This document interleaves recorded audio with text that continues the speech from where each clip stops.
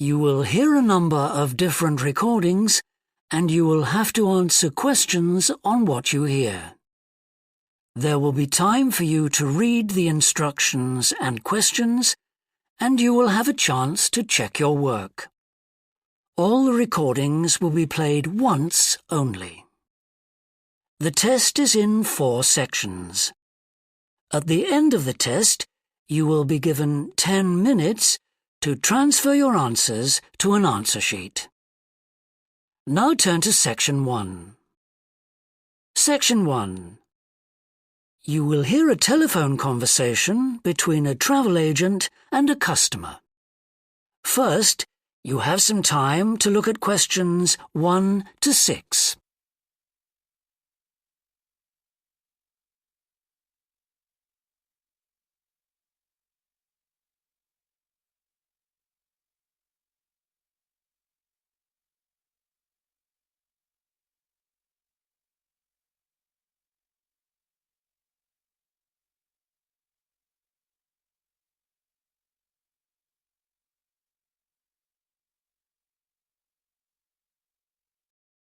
Now we shall begin. You should answer the questions as you listen, because you will not hear the recording a second time. Listen carefully and answer questions 1 to 6. Good morning, World Tours. My name is Jamie. How can I help you? Good morning. I want some information on self-drive tours in the USA. Could you send me a brochure? Of course. Could I have your name, please? Andrea Brown. Thank you. And your address? 24 Ardley Road. Can you spell that? Ardleigh Road. Postcode? BH5 2OP. Thanks. And can I have your phone number? Is a mobile all right? Fine. It's 07786 643 091. Thank you. And can I ask you where you heard about World Tours? From a friend, or did you see an advert somewhere? No, I read about you in the newspaper. OK, I'll get the brochures in the post to you, but can I give you some information over the phone? What kinds of things do you want to do on your holiday? I'm interested in going to California with my family. I've got 2 children, and we want to hire a car. OK, we have a couple of self-drive tours there visiting different places of interest in California. The first one begins in Los Angeles, and there's plenty of time to visit some of the theme parks there. That's something on my children's list, so I'd want to include that. Good. Then you drive to San Francisco. From San Francisco, you can drive to Yosemite Park, where you spend a couple of nights. You can choose to stay in a lodge or on the campsite. I don't like the idea of staying in a tent. It'd be too hot. Right. And the tour ends in Las Vegas. OK. The other trip we can arrange is slightly different. It starts in San Francisco, then you drive south to Cambria. Someone told me there's a really nice castle near Cambria. Will we go near that? Hearst Castle is on that road, so you could stop there. Good. I'd like to do that. Does this trip also go into the desert? No, it continues to Santa Monica, where most people like to stop and do some shopping. We have enough of that at home, so that doesn't interest us. OK. Well, you could go straight on to San Diego. That's good for beaches, isn't it? That's right. That's a good place to relax, and your children might like to visit the zoo before flying home. I don't think so. We want some time for sunbathing and swimming. Before you hear the rest of the conversation, you have some time to look at questions 7 to 10.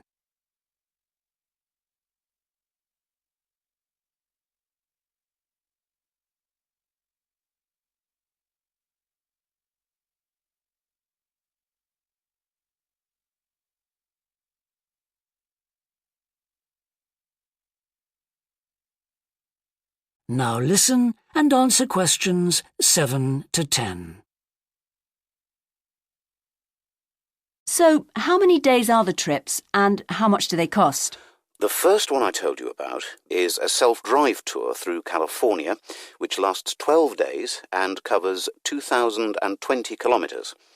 The shortest journey is 206 kilometres and the longest is 632 kilometres. The cost is £525 per person. That includes accommodation, car rental and a flight, but no meals. OK. And the other trip? That lasts 9 days, but you spend only 3 days on the road. You cover about 980 kilometres altogether. So is that cheaper then? Yes, it's almost £100 cheaper. It's £429 per person, which is a good deal. So that covers accommodation and car hire. What about flights? They aren't included, but these hotels offer dinner in the price. OK. Well, thank you very much. I'll be in touch when I've had a chance to look at the brochure. I'm pleased to help. Goodbye. Goodbye. That is the end of section 1. You now have half a minute to check your answers.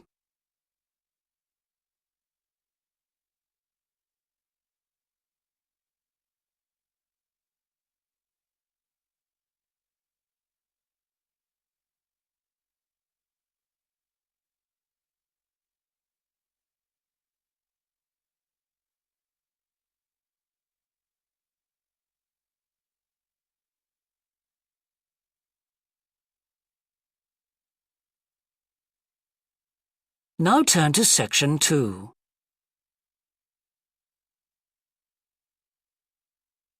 Section 2. You will hear a fitness manager of a leisure club talking to some new members. First, you have some time to look at questions 11 and 12.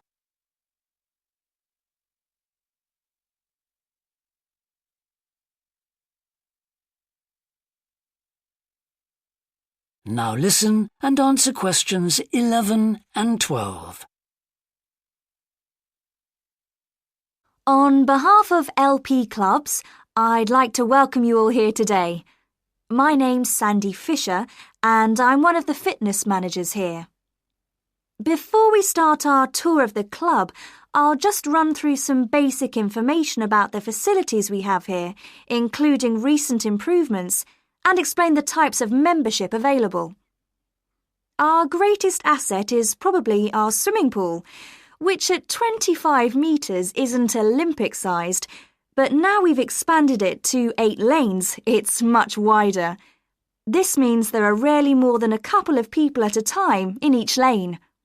Unfortunately, there isn't space for an outdoor pool here, but the glass roof on the swimming pool is partly retractable, which means you can enjoy something of the open-air experience on warmer days.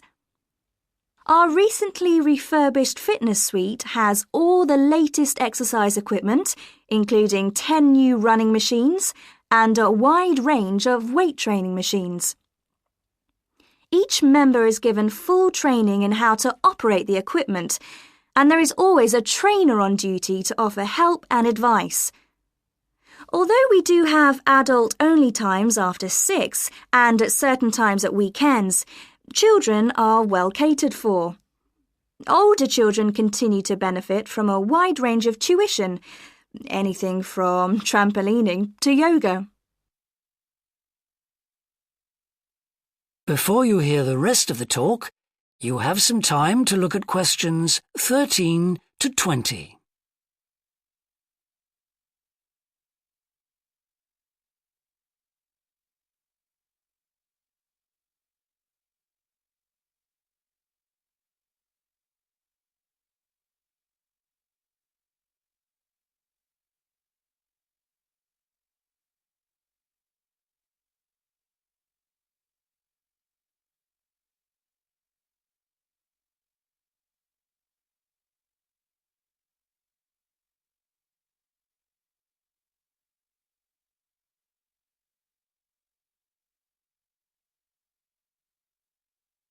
Now listen and answer questions 13 to 20.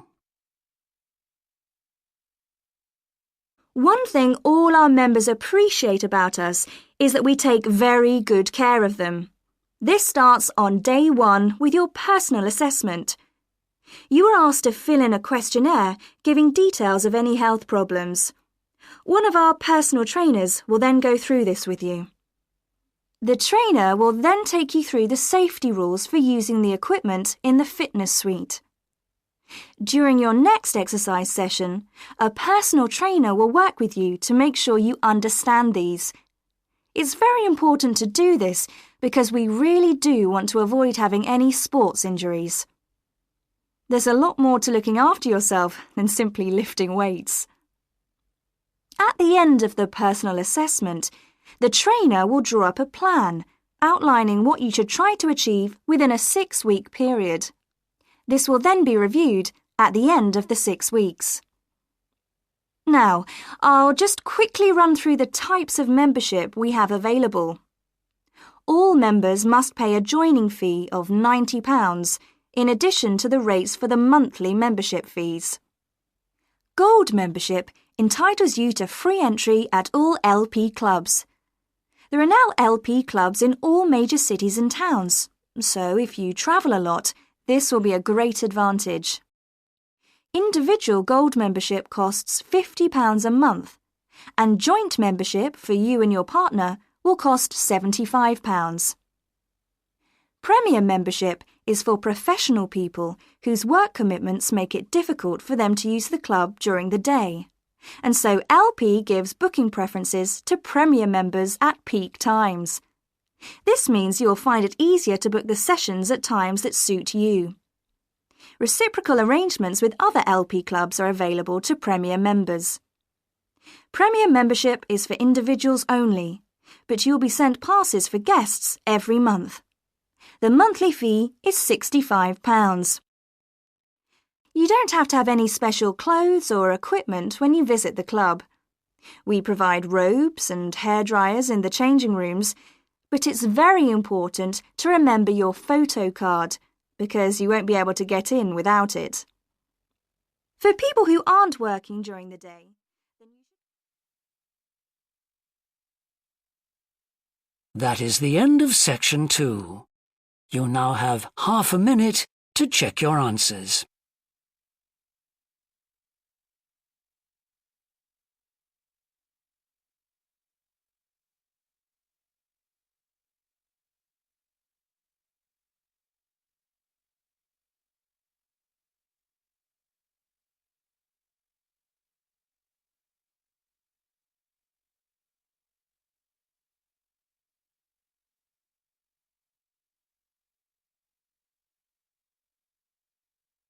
Now turn to section 3.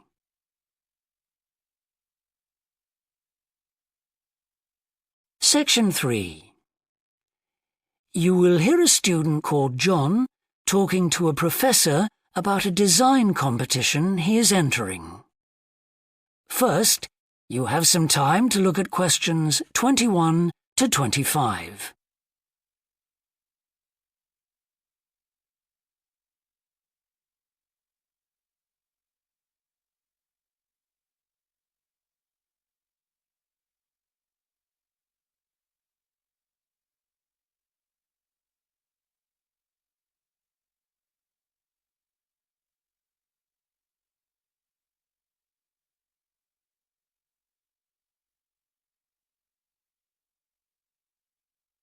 Now listen carefully and answer questions 21 to 25.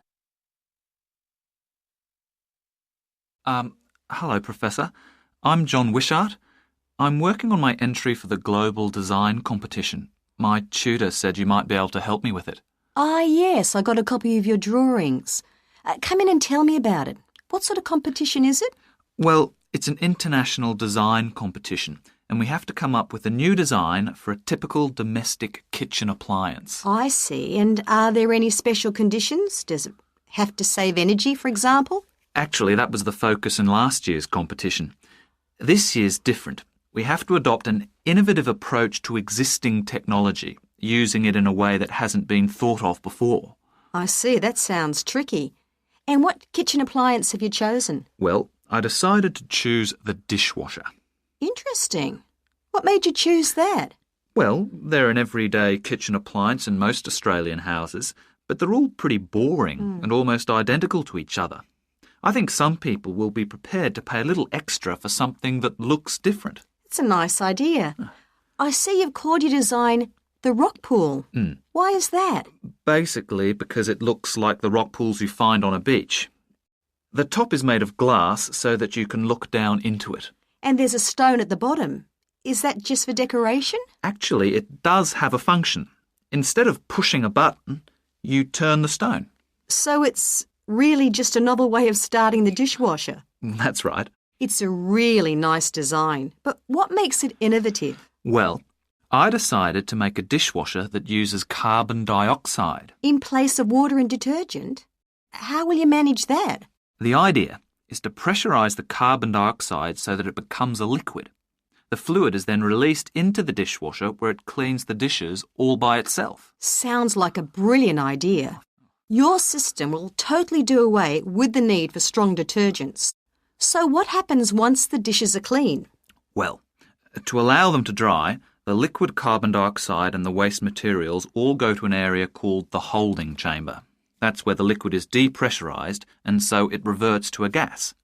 Then the oil and grease are separated out and sent to the waste system. It sounds like you've thought it all out very thoroughly. So what happens to the carbon dioxide once the process is complete? Not wasted, I hope. Actually, that's where the real savings are made. The carbon dioxide is sent back to the cylinder and can be used again and again. What a terrific idea. Do you think it will ever be built? Probably not, but that's okay. Well, I'm sure a lot of positive things will come out of your design. Before you hear the rest of the discussion, you have some time to look at questions 26 to 30.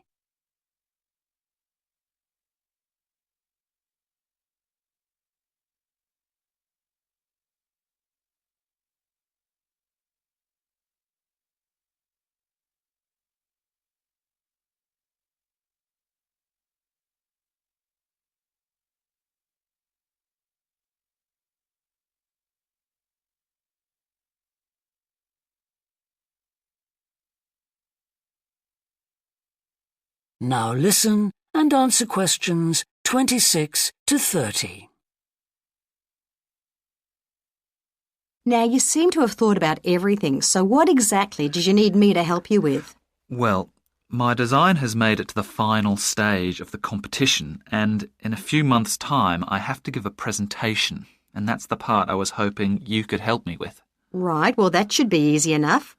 What have you managed to do so far? Well, I've got detailed drawings to show how it will work, and I've also written a 500-word paper on it. I see. Well, if you want to stand a good chance of winning, you really need a model of the machine. Yes, I thought I might, but I'm having a few problems. What's the main difficulty so far? Let me guess. Is it the materials? Yes. I want it to look professional, but everything that's top quality is also very expensive. Look, projects like this are very important to us. They really help lift our profile. So why don't you talk to the university about a grant? Oh. I can help you fill out the application forms if you like. Oh, that would be great.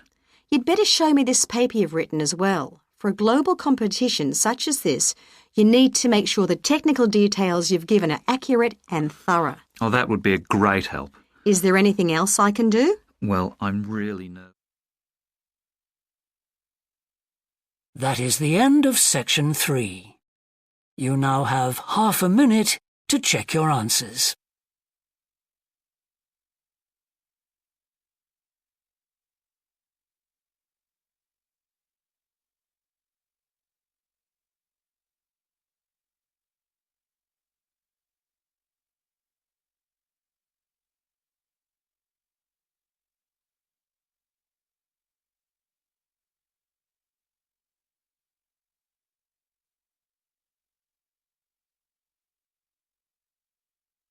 Now turn to section 4.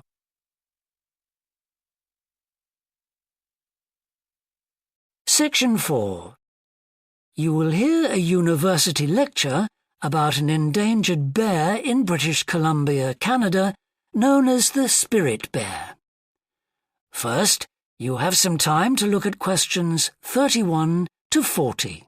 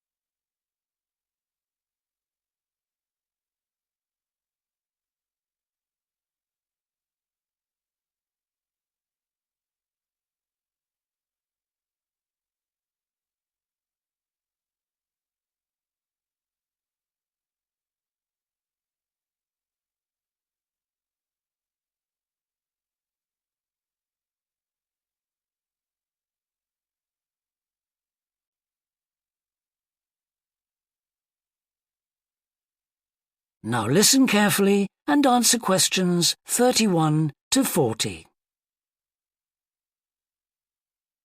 Today, we continue our series on ecology and conservation with a look at a particularly endangered member of the black bear family. 1 in 10 black bears is actually born with a white coat, which is the result of a special gene that surfaces in a few. Local people have named it the spirit bear, and according to the legends of these communities, its snowy fur brings with it a special power. Because of this, it has always been highly regarded by them, so much that they do not speak of seeing it to anyone else. It is their way of protecting it when strangers visit the area. The white bear's habitat is quite interesting. The bear's strong relationship with the old-growth rainforest is a complex one.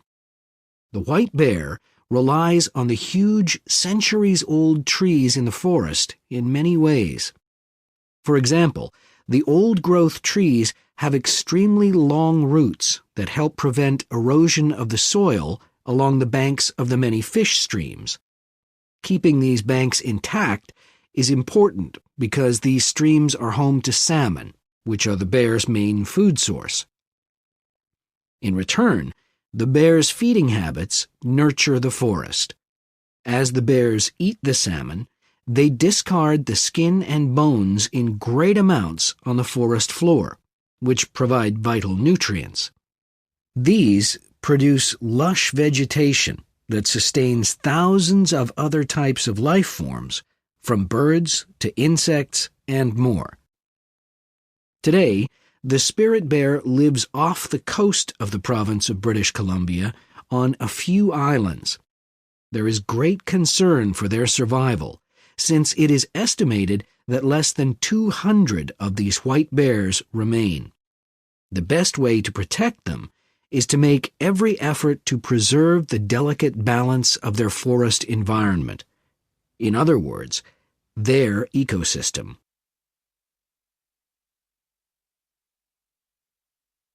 The greatest threat to the bear's existence is the loss of its habitat. Over many years, logging companies have stripped the land by cutting down a large number of trees.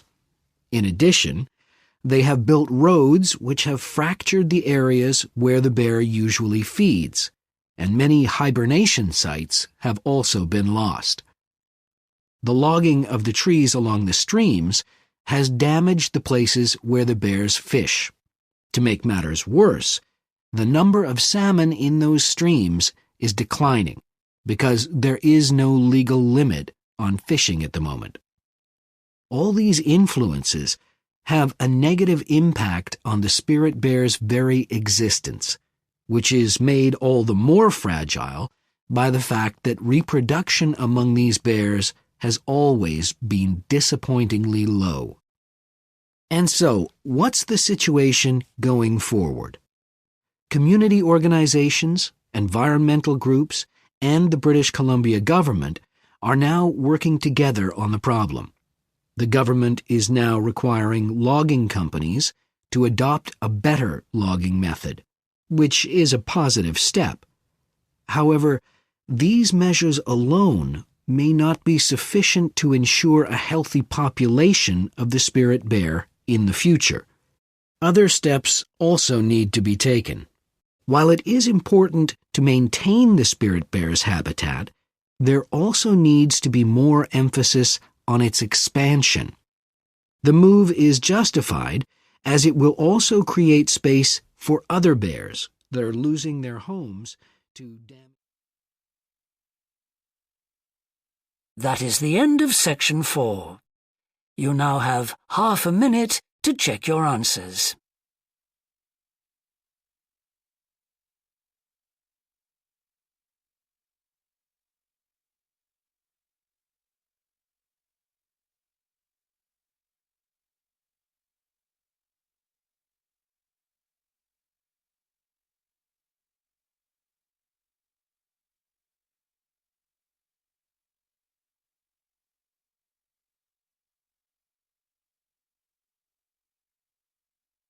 That is the end of the listening test.